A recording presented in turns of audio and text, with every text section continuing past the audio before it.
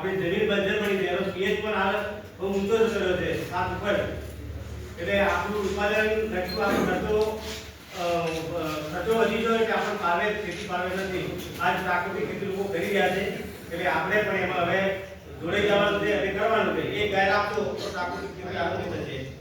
જીવામૃત બનાવવાનું, બીજામૃત બનાવવાનું, ધન જીવામૃત બનાવવાનું, વાપરા અને આચ્છાદન અને પાઇપ જૈવ વિવિધતા, આ બધું કરવાથી આપણે છે ને ઘણો ફાયદો થાય છે.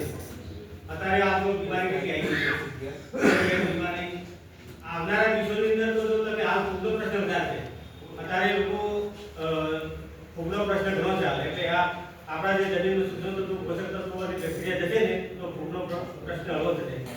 ગઈ સાલે એક વીઘાની ઘઉંની અંદર બિલકુલ પ્રાકૃતિક 50 મણ ઘઉં લીધા, સારામાં સારા ઘઉં. બાજરી પણ 40 મણ ઘેસી, બિલકુલ પ્રાકૃતિક.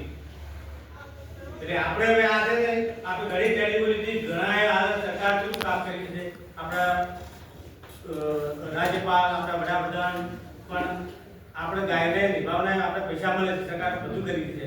પણ આપણે એમાં છે ને જો મીટિંગો કર્યા પણ ઘેરે ત્યાં જઈને આપણે કોઈ કરતા નથી, પણ દિલથી કરવું પડશે. આજે તો કાલે કરવું પડશે. એટલે હવે આપણે છે ને પ્રાકૃતિક ખેતી કર્યા કોઈ પણ ચાલશે જ નહીં. અત્યારે આપણા બાળકોને જો સારું અનાજ ખવાડવું છે, સારું શાકભાજી, સારું તો પ્રાકૃતિક ખેતી બહુ જરૂરી છે અને કરવી પડશે. અને આપણે જમીન સુધરશે, આપણો ખર્ચો ઘટશે, આપણી આવક વધશે, આપણે તંદુરસ્ત રહે. અત્યારે આ રોગો જેટલા છે એમાંથી આપણે બચી શકીએ. એટલે આપણે બધા જાણો છો કે પ્રાકૃતિક ખેતી શા માટે કરવી પડશે, એટલે આપણે કરવાની છે. અને ગાય લાવી હોય તો કરવું અને સારું રહે. આમાં તો હવે રૂટીન થઈ ગયું, મને કોઈ એવું લાગતું કે આ બધું રૂટીન થઈ ગયું એટલે તો અમારે ગાય જોવા જાય એટલે ગાય ધન મળી જાય, સોળે મળી જાય અને જીવામૃત કેન્સર મળી જાય, ધન જીવામૃત મળી જાય. એટલે આપણે આ કરવાનું છે. માર્કેટમાં નથી આવતા, હું મારા ઘરે જતા કરું છું. ઘર પૂરતા એનું બિયારણ આવવાનું થાય.